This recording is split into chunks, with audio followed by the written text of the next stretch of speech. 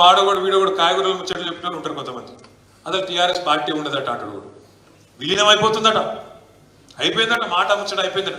ఇప్పుడు కవిత గారు జైల్లో ఉన్నది, నేను అన్నాను పార్టీ వర్కింగ్ ప్రెసిడెంట్ను, మీదకెళ్ళి కవిత అన్నాను. మరి నేను పోయి ఢిల్లీలో లాయర్లను కలవద్దా, బెయిల్ ముచ్చట మాట్లాడద్దా, అవసరమైతే 4 రోజులు ఉండి ఏమవుతుందో విచారించొద్దా, అమ్మాయిని కలిసి ధైర్యం చెప్పొద్దా? గా పని మీద నేను పోతేనట వీడు బీజేపీలో కాలు మొక్కిండు, చీకట్ల బేరం చేసుకున్నాడు. మాకేం కర్మ? నిజంగా చీకట్ల బేరాలు చేసుకుంటే ఇలా కరెక్ట్గా 150 రోజులు కవిత జైలు ఉండి, కరెక్ట్గా మార్చి 15 నాడు అరెస్ట్ చేశారు. ఇలా 150 రోజులు. ఇలా మా ఇంట్లో ఆడబిడ్డ వీళ్ళందరి మాకు నిజంగానే వాళ్ళతో ఒప్పందం ఉంటే 150 రోజులు జైలు ఉంటుండేనా? నేను అడుగుతున్నా, మిమ్మల్ని ఒకసారి ఆలోచించండి. ఒక్క కాంగ్రెస్ వాడు జైలు ఉన్నాడే రోజు? ఎవరికి మరి ఒప్పందం లోపాయి కాదు, మనకా వాళ్ళకా? మన ఇంటి ఆడబిడ్డని జైల్లో పెడితే కూడా మనం కొట్లాడుతున్నాం. ఒప్పందం లేదు, మను లేదు, విలీనం లేదు, ఏది లేదు. ప్రజల్లో లీనమై పనిచేద్దాం. ఇంకో 24 ఏళ్ళు నిండింది టీఆర్ఎస్, ఇంకో 24 ఏళ్ళు అవసరమైతే ఇంకో 50 ఏళ్ళు ఉండేటట్టు బ్రహ్మాండంగా తయారు చేసుకున్నాం. అడ్డమైన ప్రచారాలు, మనం మాయమైపోవాలని కోరుకుంటే వాళ్ళు చాలా మంది ఉన్నారు. మార్కెట్లో కేసీఆర్ పార్టీ పెట్టిన మొదటి రోజు నుంచి ఈ పార్టీ ఉండద్దు అని కోరుకున్న వాళ్ళు 7 మంది ఉన్నారు. ఒక్కడు కాదు, మనం ఉండద్దు, ఉంటే నడవది, వాళ్ళ కథలు వాళ్ళకి ఇరికి అట్లా కోరుకున్న వాళ్ళు, మనం పోవాలని కోరుకున్న వాళ్ళు, మన పార్టీ నాశనం కావాలని కోరుకున్న వాళ్ళు పోయిన తప్ప మనం మాత్రం మంచిగా ఉన్నాం. 2 ఎలక్షన్లు తెలంగాణ వచ్చినాక మననే గెలిపించారు ప్రజలు. ప్రజలకు మనం రుణపడి ఉండాలి.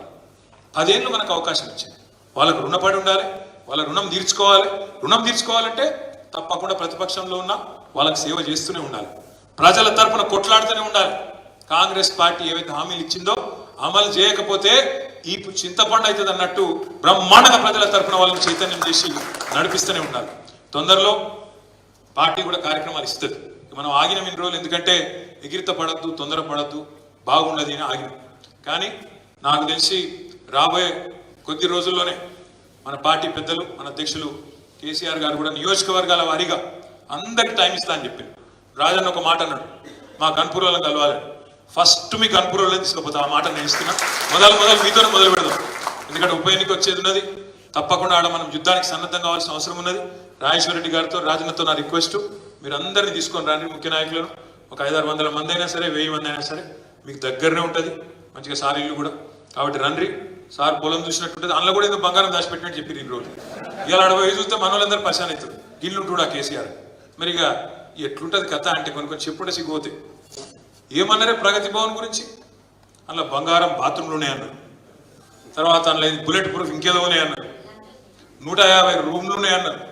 నేను మన బట్టి గారిని అడిగిన, అలానే ఉంటాడు ఆయన. అన్న మరి ఎన్ని రూమ్లునే జర చూపెట్టకపోయినావు ఒకసారి అందరినీ విషయాన్ని అడిగిన.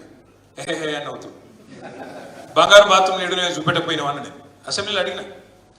ఇక ముఖం ఇటు తిప్పుకొని అటు తిప్పుకొని అవతల పడుతుంది. అంటే ఎన్ని గలీజ్ ప్రచారాలు చేసిరంటే, ఉన్నాయి లేనట్టు, లేని ఉన్నట్టు.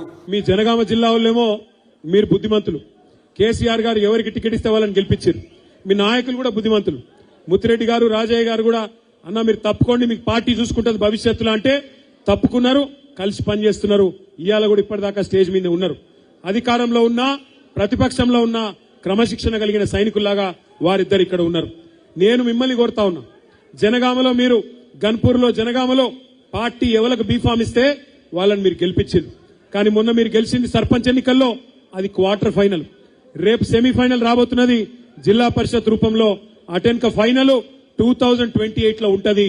2028లో ఫైనల్లో లేదా జిల్లా పరిషత్ లో యాది పెట్టుకోండి, కారు గుర్తు మీద ఎవరు వచ్చినా ఆలోచించద్దు. కారు గుర్తు కనవడంగానే కేసీఆర్ యాదికి రావాలి తప్ప అభ్యర్థి పొడుగు ఉన్నాడు, పొట్టిగున్నాడు, మంచోడు, షెడ్డోడు మనకు అనవసరం. కారు గుర్తు కనబడితే చాలు, కళ్ళు మూసుకొని ఒత్తుడే ఉండాలి. ఉంటాయి, కుటుంబం అన్నాక సమస్యలు ఉంటాయి, కొంత అక్కడక్కడ అలుగుడు గులుగుడు ఉంటుంది, లేకపోతే అది కుటుంబమే కాదు ఉంటాయి. ఇప్పుడు ఒక ఇంట్లో 4 మనుషులు ఉంటేనే సాయంత్రం ఏం కూర వండుకుందామంటే ఒకడు వంకాయ అంటాడు, ఒకడు బెండకాయ అంటాడు. ఉంటాయి పంచాయతీలు. కానీ ఇంట్లో అనుకోవాలి, కూర్చోవాలి, మళ్ళా కలిసి బోధినాలి, కలిసి కొట్లాడాలి. ఒక గట్లనే ఏమైనా గులుగుడున్నా అలుగుడున్నా టికెట్ ఇచ్చేదాకానే ఉండాలి.